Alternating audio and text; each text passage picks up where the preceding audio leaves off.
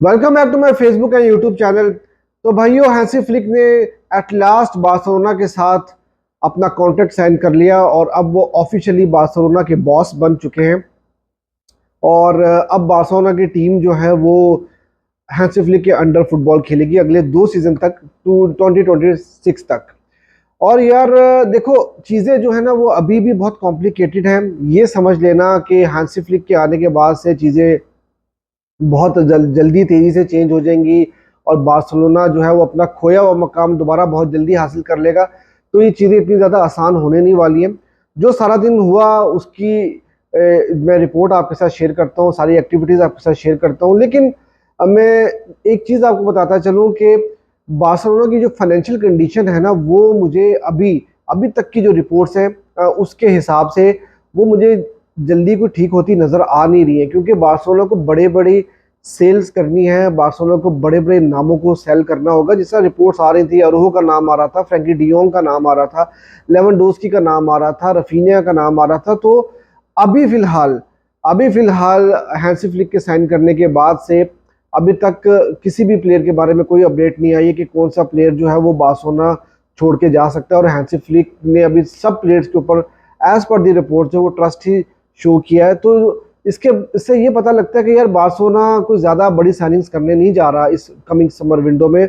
और जो Hansi flick का स्टाइल ऑफ प्ले है वो करंट स्क्वाड के अंदर हमारे पास इस तरह के प्लेयर्स अवेलेबल नहीं है जो उनके स्टाइल को अडाप्ट कर सके, जिसको आप कहो 100% अडाप्शन, वो बहुत ही मुश्किल होगी। तो कहीं ना कहीं प्लेयर्स को कहीं ना कहीं जो है वो हैंसी फ्लिक के साथ अपने स्टाइल को चेंज करना पड़ेगा। कहीं ना कहीं एडजस्टमेंट जो है हैंसी फ्लिक को भी करनी पड़ेगी करंट स्क्वाड के साथ। तो ये चीज़ें इतनी ज़्यादा आसान नहीं है और इन सब चीज़ों के चलते रिजल्ट्स निकालना जो है वो ज़्यादा आसान नहीं होगा।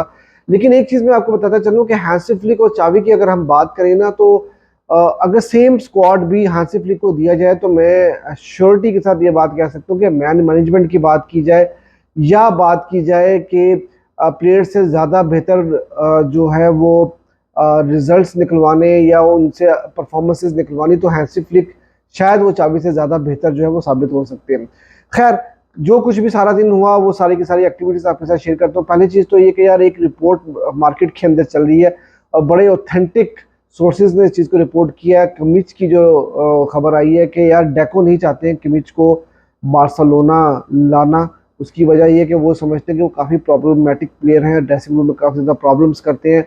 तो इस तरह का प्लेयर जो है वो बार्सिलोना के ड्रेसिंग रूम के लिए ठीक नहीं है। यार देखो, एक कोच जब आप नया लेकर आए हो, पहले चावी के साथ भी यही प्रॉब्लम थी, जो उनको जो से प्लेयर्स चाहिए थे वो आप उनको दे नहीं रहे थे। जिन प्लेयर्स को वो चाह रहे थे कि सेल किया जाए वो आप सेल नहीं करना चाह रहे थे। अब हैंसी फ्लिक के साथ भी अगर आप यही करोगे तो फिर आपको रिजल्ट्स नहीं मिलते नजर आएंगे। तो मेरे ख्याल में कि जो टीम वो बनाना चाहते हैं उनको वो टीम दी जाए, ताकि आप कल को अगर क्वेश्चन भी करना हो तो आप उनको फुली तौर पे क्वेश्चन कर सकते हो कि भाई हमने तो आपकी मर्जी की टीम दी है आपको, आपने उनसे परफॉर्मेंसेज अपने प्लेयर से नहीं ली, तो इसमें अब हमारा कोई कसूर नहीं। तो मेरा ख्याल है कि आपको जो कोचिज के जो डिसीजंस है ना, ठीक है फाइनेंशियल इश्यूज अपनी जगह पे हैं, लेकिन कोचिज के जो डिसीजंस हैं उनके साथ जो है वो आपको कॉम्प्रोमाइज़ नहीं करना चाहिए। और अगर आप कोई प्लेयर कोच की मर्जी का लाकर दे सकते हो तो आपको उसको जरूर लाकर देना चाहिए।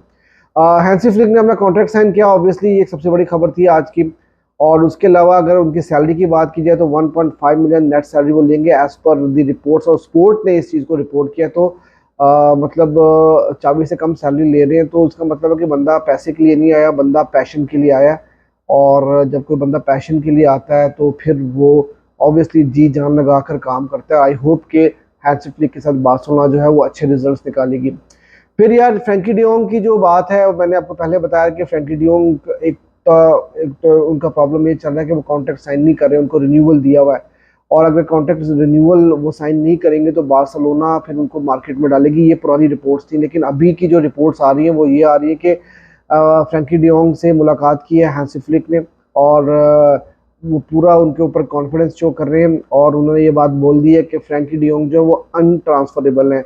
मतलब हैंसी फ्लिक जो है वो बिल्कुल नहीं चाहते कि फ्रैंकी डियोंग को जो है वो सेल किया जाए। अब अगर सेल नहीं किया जाए तो क्या फ्रैंकी डियोंग रिन्यूअल साइन करेंगे कि नहीं, ये एक बहुत बड़ा सवाल होने लगा है। क्योंकि अगर वो रिन्यूअल साइन नहीं करेंगे तो आपके फाइनेंशियल फेयर प्ले के जो इश्यूज हैं, उसके बाद सैलरी कैप के जो इश्यूज हैं वो वहीं के वहीं रहेंगे, और फिर आपको नई साइनिंग्स करने में प्रॉब्लम्स भी होंगी, प्लेयर्स को रजिस्टर करने में भी प्रॉब्लम होगी। तो इस सारी सिचुएशन को आप किस तरह से देखते हो? तो वो मतलब अब देख टाइम के साथ ही पता लगेगा कि ये सारा कुछ किस तरह से मैनेज किया जाएगा। फिर same is the case with आरोहो। आरोहो का भी यही प्रॉब्लम है कि आरोहो के ऊपर भी काफ़ी ट्रस्ट शो कर रहे हैं हैंसी फ्लिक, और आरोहो को भी वो नहीं चाहते कि उनको सेल किया जाए, लेकिन आरोहो को भी अपना रिन्यूअल साइन करना होगा। अदरवाइज जो पुरानी रिपोर्ट चल रही थी वो यही चल रही थी कि आरोहो अगर रिन्यूअल साइन नहीं करेंगे तो उनको मार्केट में डाल दिया जाएगा। तो अब अगर आरोहो भी अनट्रांसफरेबल हो जाएंगे, फ्रैंकी डियोंग भी अनट्रांसफरेबल हो जाएंगे, तो बार्सिलोना किस प्लेयर को सेल करेगी, और फिर किस तरह से बार्सिलोना फाइनेंशियल फेयर प्ले में या 1:1 को मीट कर पाएगा, और किस तरह से आपका सैलरी कैप 205 मिलियन से 530 मिलियन पे जाएगा। मुझे ये चीज़ें फिलहाल समझ में नहीं आ रही। हो सकता है कि लपोर्ता के पास कोई ना कोई ऑप्शन हो, कोई ना कोई उनके जहन में कोई चीज़ चल रही हो, फिर से कोई लेवर शेवर पुल करने के चक्कर में वो आई डोंट नो कि ये तो अब आने वाले टाइम में हमें चीज़ें जो है वो थोड़ी क्लियर होती हुई नजर आएंगी। फिर यार एक और चीज़ मैं आपको बताता चलूँ कि सेर्जियो रोबर्टो का रिन्यूअल, कल की ये खबर थी कि सेर्जियो रोबर्टो की जो रिन्यूअल है वो कहीं ना कहीं जो है वो स्लो डाउन हो गई है, क्योंकि हैंसी फ्लिक जो है वो सोचेंगे और फिर फैसला करेंगे। लेकिन आज खबर ये आ रही है कि सेर्जियो रोबर्टो भी रिन्यू करने जा रहे हैं बार्सिलोना के साथ। तो यार अगर अब सेर्जियो रोबर्टो भी रुक रहे हैं, फ्रैंकी डियोंग भी रुक रहे हैं, आरोहो भी रुक रहे हैं, तो भाई ये तो सेम वही स्क्वाड हुआ। लेवेंडोस्की भी रुक रहे हैं, सेम वही स्क्वाड है जो कि चावी के पास था। तो आप क्या चेंजेस लेकर आ रहे हो, क्या करने चाह रहे हो, मुझे कुछ समझ में नहीं आ रहा। देखो, हो सकता है कि इट्स टू अर्ली, हम ये जो सारी डिस्कशन कर रहे हैं हो सकता है इट्स टू अर्ली, कुछ ना कुछ डिस्कशन जरूर हुई होगी, फाइनेंशियल मैटर्स भी डिस्कस हुए होंगे और साइनिंग्स भी डिस्कस की गई होंगी, और ये सब सारी सिचुएशन डिस्कस होने के बाद से कोई ना कोई कंक्लूजन जरूर निकला होगा बिटवीन लपोर्ता एंड हैंसी फ्लिक और द बोर्ड, डेको वगैरह जो कुछ भी है। तो मेरे ख्याल में कुछ ना कुछ तो चल रहा होगा अंदर वहां पर, और उनके पास कुछ सोल्यूशन कुछ ना कुछ होगा कि एक दो प्लेयर्स तो हम लोगों को साइन करने होंगे, कम से कम डीएम तो हमें साइन करना है, हमें लेफ्ट विंगर तो साइन करना है, तो कुछ ना कुछ तो ये करेंगे। लेकिन अभी जो रिपोर्ट्स आ रही हैं वो कुछ पॉजिटिव होती हुई नजर नहीं आ रही है। लेकिन मैं हमेशा ये बात करता हूँ कि बीइंग अ कंटेंट क्रिएटर मेरा ये काम है कि जो भी अपडेट्स हैं वो मैं आपके साथ जो है वो शेयर करता रहूँ और अपना ओपिनियन भी उसके ऊपर दूँ।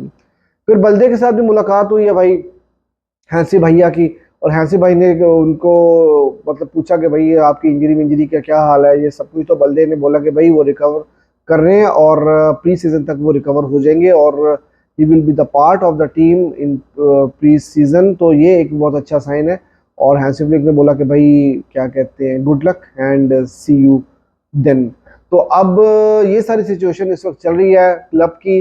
अब मुझे ऐसा लगता है कि शायद रफीनिया की फिलहाल कोई खबर नहीं आई, कोई न्यूज़ नहीं आई है। मुझे ऐसा लगता है कि रफीनिया एक ऐसा टारगेट होंगे बार्सिलोना के कि बार्सिलोना चाहेगा कि उनको सेल किया जाए, स्पेशली सऊदी अरेबिया से अगर कोई अच्छी बड़ी ऑफर मिलती है तो बार्सिलोना उनको वहां पर सेल कर सकती है। लेकिन बात फिर यही आती है कि आखिर में आकर ना सारे सिचुएशन प्लेयर के हाथों में चली जाती है। प्लेयर अगर नहीं छोड़ के जाएगा तो आपको प्रॉब्लम्स जो हैं वो फिर उस वक्त उठानी पड़ सकती हैं, और फिर आप किस तरह से मैनेज करोगे चीज़ों को, वो एक सवाल होगा। तो देखते हैं यार, अभी तो फिलहाल ये पहला दिन था हैंसी फ्लिक का, और आने वाले टाइम में ट्रांसफ़र न्यूज़ जो है वो आएंगी, और फिर हम देखेंगे कि उसके ऊपर के क्या कुछ होने जा रहा है, किन प्लेयर्स को सेल किया जाएगा और कौन से नए प्लेयर्स को जो है वो हायर किया जा सकता है। ये थी यार अब तक की वीडियो। अगर आपको वीडियो अच्छी लगी हो तो प्लीज़ वीडियो को लाइक भी कर दीजिएगा और चैनल को सब्सक्राइब करना ना भूलिएगा।